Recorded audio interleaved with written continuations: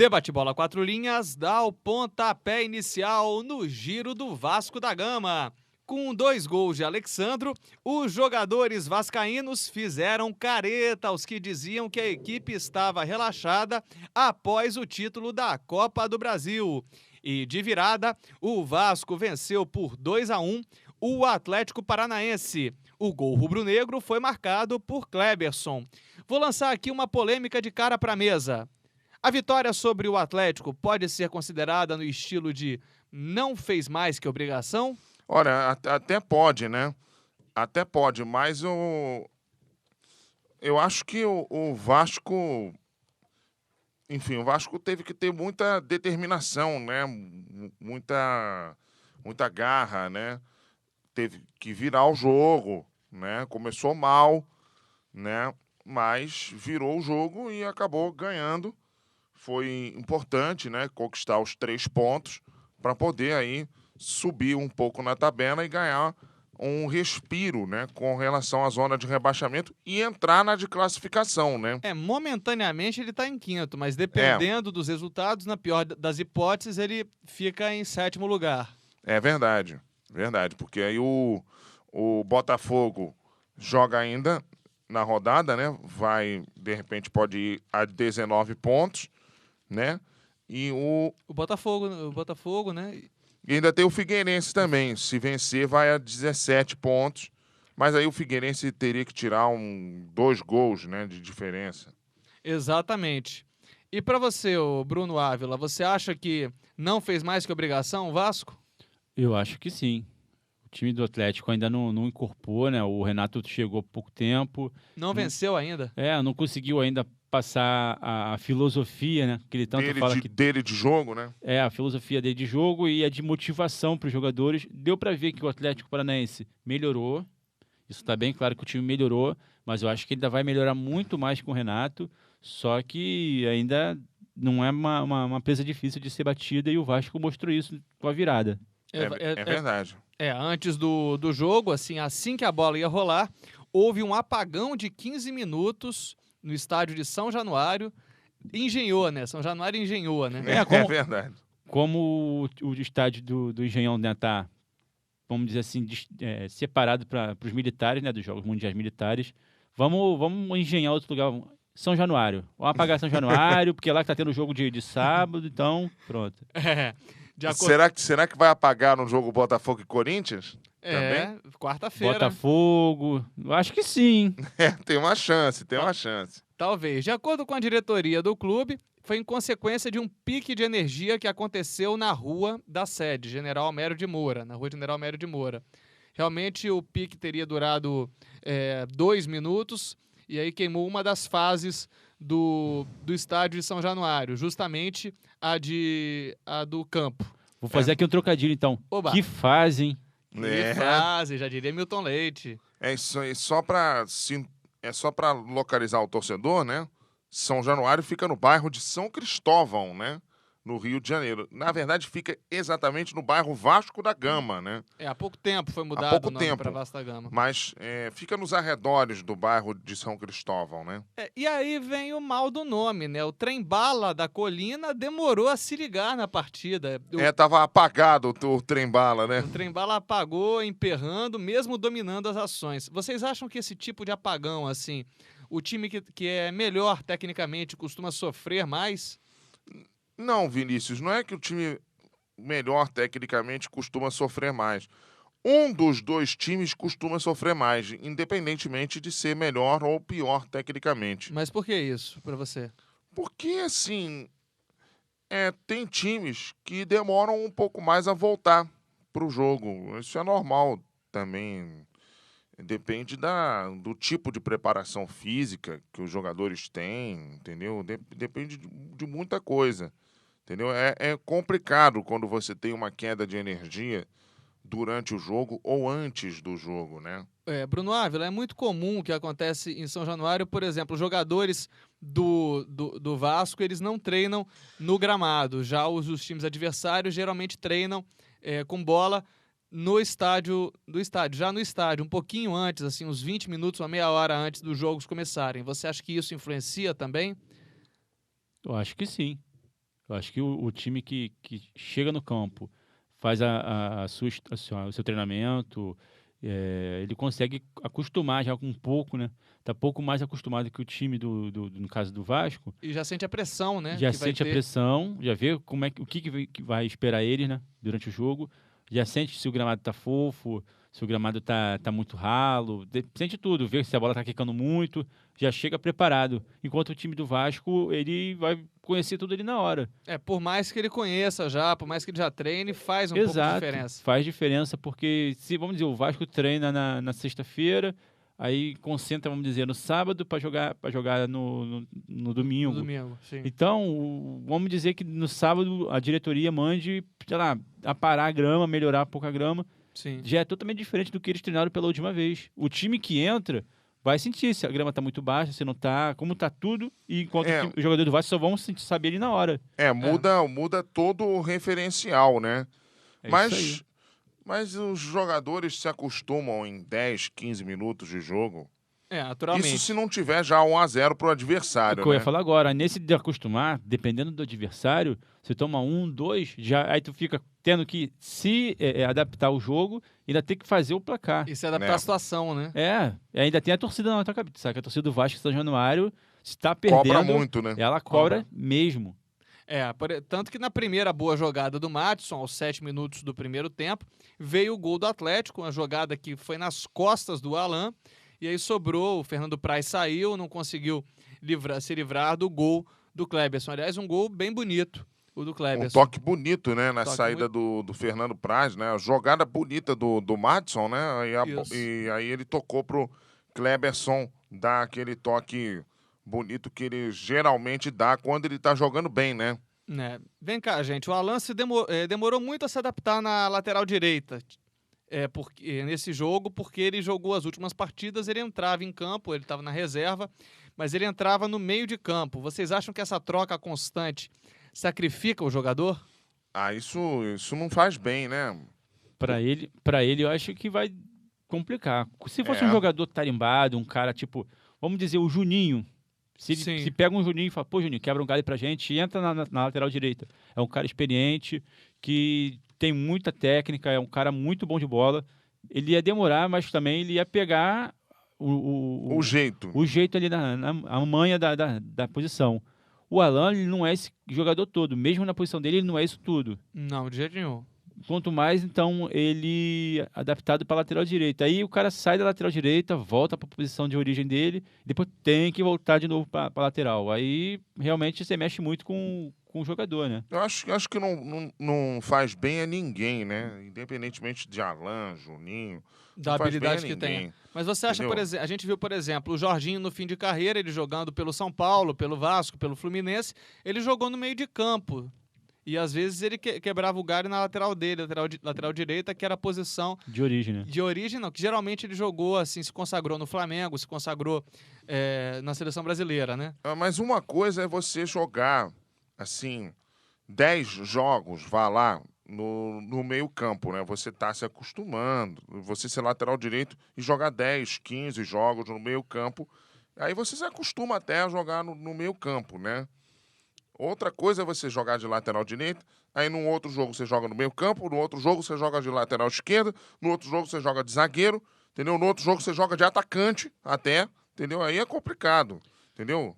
É muito mais fácil você, sendo lateral, jogar no meio campo do que você ser meio campo e jogar no lateral. Não, lógico. Eu mais concordo fácil. com você. No próprio Vasco atual tem isso, né? O Felipe, que começou na lateral esquerda, tá jogando agora como meia esquerda. No meio campo. Mas lógico. aí foi meio que opção dele, né? Ele era lateral esquerdo e optou em ir pro meio. Vou virar meia porque, sei lá, eu gosto mais, mais a minha. Não preciso marcar tanto. Não, e você vê, tem outros casos, né? Por exemplo, o Leandro, né? O lateral direito que era do Flamengo. Sim. Começou como lateral, terminou como zagueiro. É verdade. O Júnior, lateral esquerdo, que era do Flamengo também, começou como lateral e terminou como jogador de meio campo. Cabeça de área. Cabeça de área.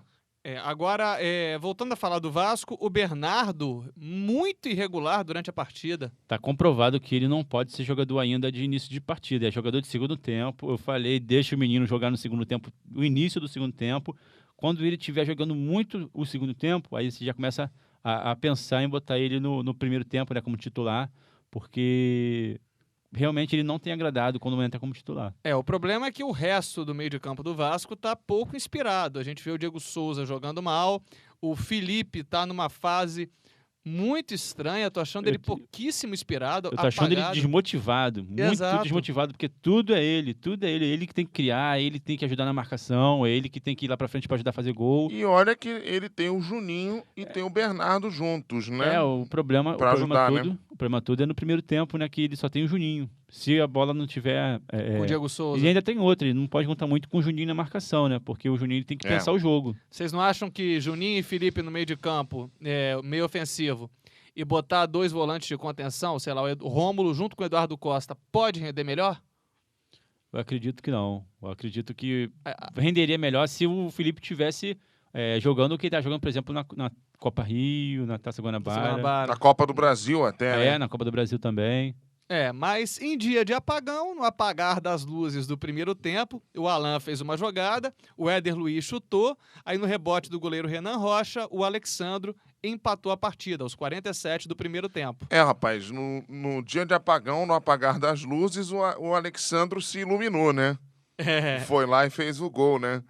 Ele realmente estava precisando desse gol para poder aparecer, né? E fez a carinha, né? A careta. A careta, fez a careta. A careta do pai. E eu acho que foi careta direcionada à torcida organizada do Vasco. Claro que foi. Porque pediram Elton aos 25 do primeiro tempo. Peraí, né, gente? Ele olhou, segundo o locutor da Rádio Globo, ele olhou pra torcida do Vasco com uma cara assim, peraí. Eu tô aqui. Peraí, né? Tá no início ainda. O jogo tá no início ainda, poxa. Me dá mais um pouquinho de chance. E falando em apagar, quem apagou também foi o Dedé. Num lance de cobrança de escanteio, ele acabou batendo cabeça com o jogador do Atlético Paranaense, levou a pior, né, porque ele sentiu, ele praticamente desmaiou, foi atendido fora de campo, voltou, mas ainda naquela sensação meio grogue, onde estou, o que faço aqui, quem são vocês? E aí desabou, literalmente desabou na hora que o juiz apitou o primeiro tempo empatado, Vasco 1-1 com o Atlético Paranaense. Ainda bem que ontem ele foi pro Twitter, deixou a torcida um pouco mais tranquila, dizendo que foi só um susto, que ele já tá bem. Que bom. Que bom mesmo, porque o Vasco ia passar um grande perrengue, sufoco. Né? Um sufoco para repor um jogador com a qualidade que ele tem. Ainda mais que o substituto imediato é o Douglas, que tá voltando de lesão. É verdade. Ele, inclusive, jogou o segundo tempo, assim, ele alternou bons e maus momentos, foi decisivo numa falha do Fernando Praz, o Praz foi tentar... Sabe aquela hora que o goleiro, ele pega a bola já pensando no outro lance? Lógico, Aconteceu isso. Ele, no segundo no primeiro lance, logo, ele já jogou a bola no meio das pernas. Se não tivesse o pé do Douglas, ia ser outra coisa. O Vasco ainda tem o Jomar, né, que é um ótimo zagueiro, mas ainda é muito novo, e eu não sei a situação de inscrição do Renato Silva. Também não tô sabendo ao certo, não. Mas o Renato Silva deve ser inscrito agora, essa semana, né? Porque essa semana é a última, né, para contratação, né? Isso. Fechamento de contratação. E, aliás, o Douglas seria complicado ter que contar com ele agora, porque o Vasco tem um jogo complicado agora, domingo, né? Que é contra o Atlético Mineiro lá no Ipatingão. No Ipatingão. No Ipatingão, exatamente. Pois é, e o Atlético Mineiro vem de derrota, tá ali pertinho da zona de rebaixamento, então o negócio vai ser bem complicado lá. Mas o segundo tempo do Vasco e Atlético Paranaense foi bem aberto, uma chance de ataque perdidas dos dois lados, principalmente o Atlético Paranaense jogando no erro do Vasco, mas aos 25 minutos o Éder Luiz conseguiu um cruzamento na medida, aliás, o único cruzamento que ele acertou no jogo. O Chico Bento? O Chico Bento jogou de cabeça e o careteiro Alexandro cabeceou a bola bateu no travessão, quicou na linha e entrou de vez no gol, fazendo 2-1. Aliás, o Alexandro deu uma de Higuaín, né? Cabeceou a bola, chutou, né? No caso do Higuaín, chutou a bola, bateu no travessão e não entrou no caso do Higuaín, né? E no caso do Alexandro, a bola entrou. Entrou mesmo. Né? Agora, na reta final, gente, prossegue o vício do Vasco. Tá com gol de vantagem? Recua. Ah, mas isso não é exclusivo do Vasco. Não. Todo claro. mundo tá fazendo isso. Eu não sei de onde vem essa mentalidade. Aliás, até na Copa América, né? Exatamente. Isso virou uma febre mundial. Ser com gol aos 40 do segundo tempo é uma coisa, agora gol aos 25, você vai recuar 20 minutos pra quê? É muita temeridade você recuar teu time e tomar o de empate ainda. E, aliás, sinceramente, recuar, fazer 2-1 contra o Atlético Paranaense, na fase que tá, é obrigação. Eu acho que se Ainda fosse, mais jogando em casa. se fosse um clássico, seu time tá jogando mal, mas conseguiu, de repente, achar um gol, até, de repente, se justifica, né? Agora, Num um Vasco jogo... e Flamengo, por exemplo, num Vasco e Fluminense, tudo bem, né? de repente o Vasco jogando mal, né, o clássico, mas Ah, achou claro. um gol, sei lá, o time fez um pênalti, uma coisa assim, então até recua para dificultar o outro time. Agora, em relação a Atlético Paranaense, em São Januário, não tem justificativa que eu aceite. Nessa fase que tá, né? É, Porque eu tenho muito respeito com a camisa do Atlético Não, eu Paranaense. também, Claro, eu claro. também. Porque senão eu vou arranjar problema com outra torcida rubro-negra, né? Não, tudo certo.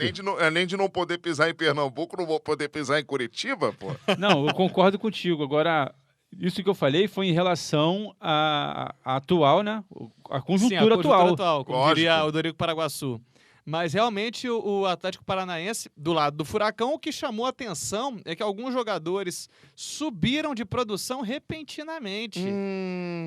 Kleberson teve uma atuação bem interessante. Madison. Madison. Aliás, Madison que foi provocado pela torcida vascaína, né? E respondeu com alguns impropérios não muito agradáveis. Realmente foi... Bem a cara dele, né? E Wagner Diniz também, né? O Wagner foi Foi mais provocado. vaiado. Foi mais vaiado. Também. Foi mais vaiado. Agora, Mas sentiu as vaias, né? agora o Atlético Paranaense, quem se destacou bastante foi o jogador, o zagueiro Manuel. Ele é bom zagueiro. Ele não é ruim, não. Ele é um ótimo zagueiro, mas ele tem uns problemas. Às vezes ele se desmotiva do nada, porque quer ir para outro time, o presidente do clube não libera ele, e aí ele começa a jogar de qualquer jeito, sabe? Ele entra descompromissado com o time. Agora a opção do Renato Gaúcho também, ele já chegou fazendo algumas alterações meio até esquisitas assim Zagalísticas, seria? aos olhos da gente. Olha, ele barrou o Branquinho e barrou o Guerron. Zagalístico. Tática Jedi. Mestre Yoda, Exatamente. como diria o amigo Fernando Quaresma. Realmente, A princípio tem que ir pro vulcão. a gente não tem... A gente não tá assim acompanhando, a gente não acompanha tanto o noticiário Atlético Paranaense com tanto afinco, mas a gente queria saber, inclusive, dos torcedores atleticanos, o que eles acham disso, o Branquinho ser barrado, inclusive num jogo que o Paulo Baier não jogou. É verdade, porque ele seria naturalmente o substituto do Paulo Baier. Joga mais ou menos na mesma função. E o Guerron mesmo também, principalmente no jogo que o Nieto não atuou. E principalmente num jogo em que o Atlético Paranaense naturalmente jogaria retrancado, no contra-ataque. Bola na área. E mais uma, o Guerron ele joga por qual lado? Pelo lado direito do campo. Exatamente. O Vasco estava com um problema incrível na lateral esquerda. Era Exato. jogo pro Guerron deitar os cabelos em cima da defesa do Vasco. Exatamente. E ele não jogou. E aí jogou El Morro. Porque eu nunca vi Santiago. que morro é esse. Que morro é esse? Eu não sei, o Santiago, esse jogador que parece que custou uma nota pro Atlético Paranaense. Vai ter o PP nesse Foi. morro? Acho que vai ter. Mas o Madison tá carregando o Atlético Paranaense nas costas. Um filme que aconteceu em São Januário. No ano do verdade. rebaixamento. Exatamente. E não foi bom. Ele praticamente carregou o Vasco nas costas no ano de 2008, no ano em que a equipe caiu para a segunda divisão. E olha, esse filme foi de terror, hein?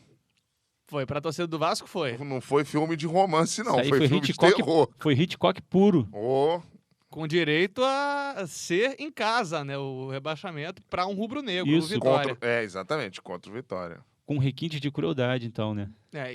Isso acontecendo justamente na época em que houve protestos da torcida do Atlético Paranaense. Nessa semana houve em Curitiba. As pessoas foram para o centro de Curitiba protestar contra a diretoria. Realmente está uma questão complicada. O time que... tá tudo muito parecido com o Vasco de 2008, que teve aquela confusão daquele meio-campista Moraes, que teve protesto contra o Moraes, a diretoria. Tá muito parecido, todo o contexto parecido com o Vasco de 2008. E ficando até um pouco mais próximo lá do Atlético Paranaense, tá ficando parecido com o Coritiba de 2009. A diferença é que o Atlético Paranaense tem 10 jogos e não ganhou nenhum ainda. É verdade, é uma diferença substancial, né? O Atlético está a 6 pontos do Atlético Goianiense, que é o 17º colocado. Que é o primeiro da zona de rebaixamento. Olha isso, a 8 pontos do Bahia, que está em 16º. Exatamente. É uma questão... Tá bem difícil aí pro lado do time paranaense. Torcida paranaense, se quiser se manifestar, sempre são grandes ouvintes curitibanos. Serão sempre muito bem-vindos no nosso programa. E olha só, se o Bahia perder nas próximas 3 rodadas e o Atlético Paranaense vencer, aí sim o Atlético Paranaense ultrapassa o Bahia. E aí ele tem que contar com os resultados do Atlético Goianiense, do Avaí, do América Mineiro, enfim. Exatamente. Mas voltando a falar do Vasco, no final da partida teve uma substituição bem interessante. O Jumar substituiu o Alan. E aí ele levou a melhor sobre o Madison.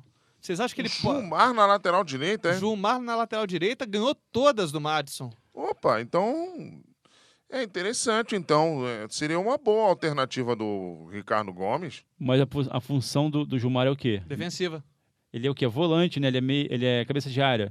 Geralmente os cabeças de área se dão bem. Vídeo o próprio Flávio Conceição. É verdade. Sempre jogou no meio campo com cabeça de área, mas sempre que o Zagallo, por exemplo, precisou de colocar ele na lateral direita, ele jogava pelo menos mais ou menos, o razoável ele fazia. O feijãozinho com arroz. Isso.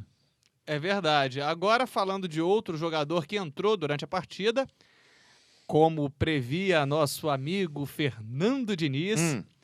Diego Souza, a sarna tá coçando. Opa! Eu não falei, rapaz? Ele previu, né? E a sarna realmente tá coçando. Rapaz, Diego Souza olha...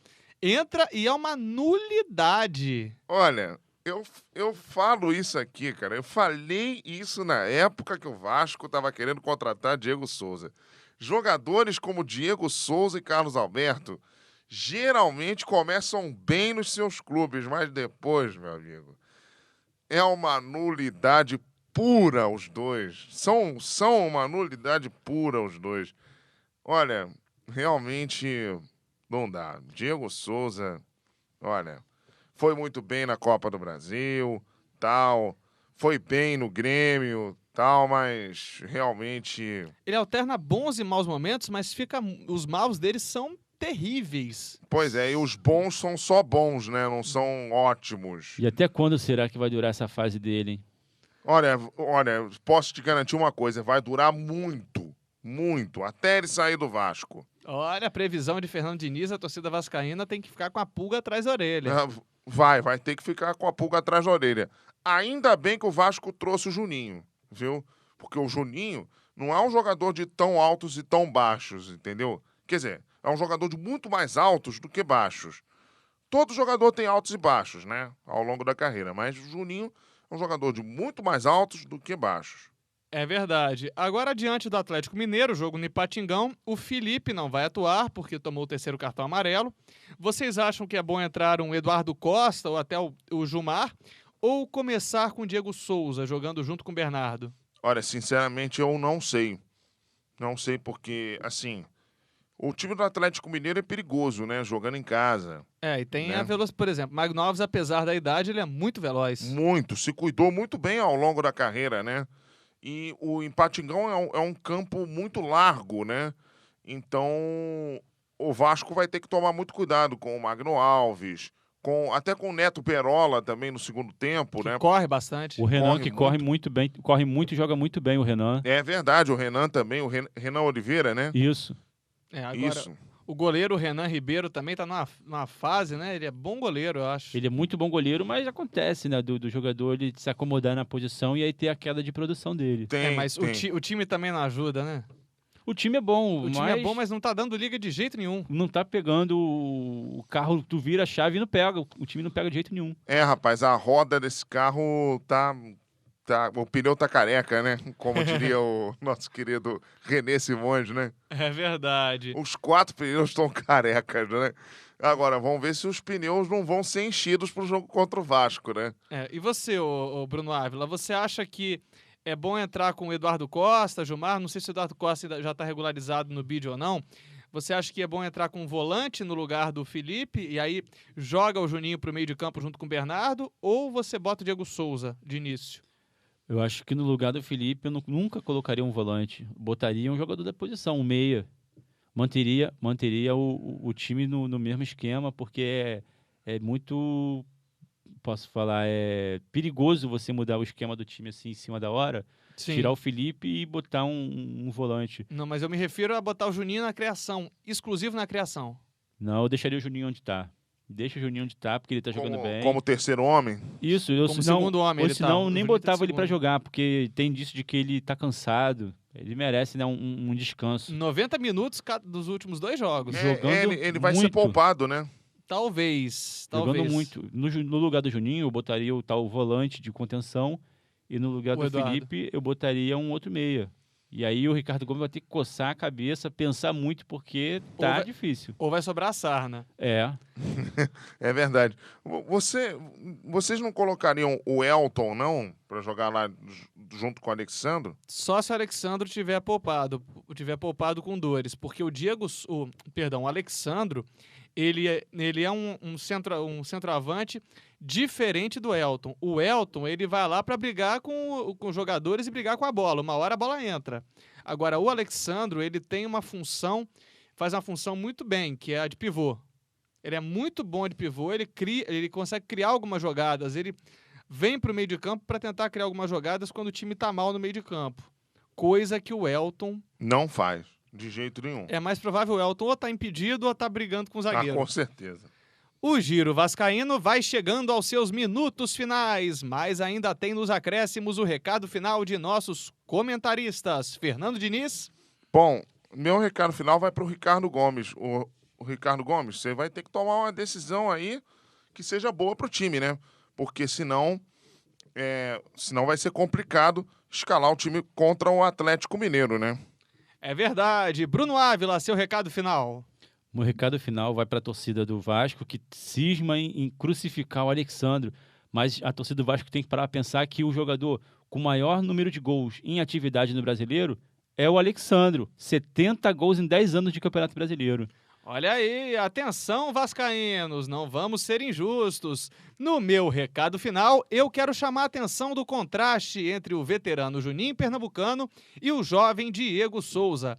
Enquanto o Reizinho atuou com raça durante 90 minutos, Diego Souza atuou menos de meia hora e já estava com a língua de fora.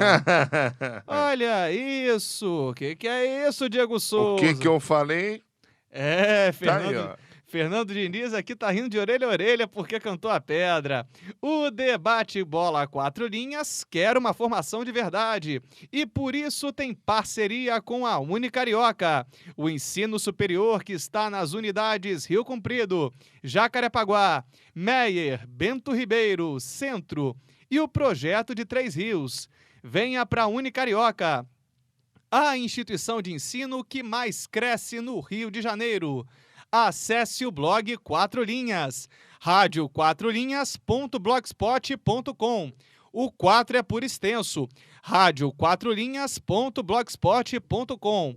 E ainda hoje na nossa mesa redonda, a derrota do Fluminense e tabelando de primeira, Flamengo e Botafogo na expectativa de seus jogos de meio de semana. 4 Linhas, a comunicação está no ar.